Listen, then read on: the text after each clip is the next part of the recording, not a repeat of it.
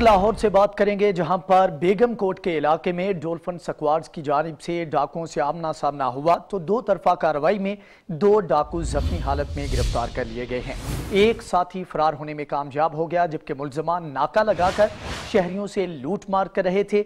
इसी मौका पर वहां पर डॉल्फिन एहलकार पहुंचे तो दोनों जानिब से फायरिंग का तबादला किया गया, जिसमें दो डाकू कार्रवाई के दौरान मौका पर जख्मी हो गए।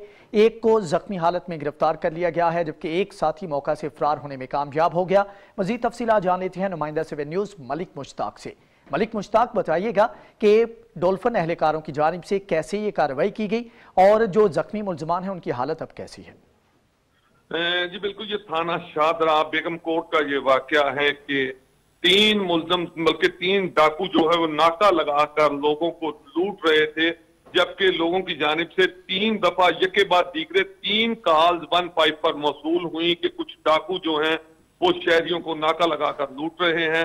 ये कॉल जब की गई तो फौरी तौर पर डॉल्फिन के एहलकार नजदीक थे, वो अपनी गश्त पर थे, वो वहां पर पहुंचे तो जब डॉल्फिन के एहलकारों को डाकू ने देखा तो सीधी फायरिंग का तबादला हुआ और उन्होंने डॉल्फिन के जवानों पर सीधी फायरिंग की, जिस पर डॉल्फिन के जवानों ने जवाबी कार्रवाई की और 3 भी कर दिया।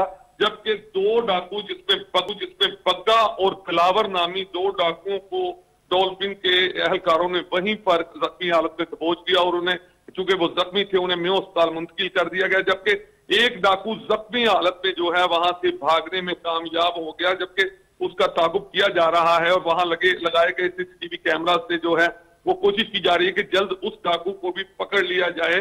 अब चूंकि यहाँ पर पुलिस की एक बड़ी नफरी पहुंच चुकी है और जिन डाकुओं को जख्मी किया गया था उनको फौरी तौर पर मेयो हॉस्पिटल पहुंचा दिया गया है और पुलिस ने कहा है कि जल्द तीसरा वो डाकू जहां भी होगा उसको आज शाम तक ही गिरफ्तार कर लिया जाएगा। क्योंकि बड़ी बात यह है कि बग्गा और दिलावर नामी जो दोनों डाकू पुलिस के हत्थे चढ़े हैं उनके बयान भी कलमबंद किए जा रहे हैं, उनसे भी मालूम हो जाएगा कि वो तीसरा शख्स कौन था।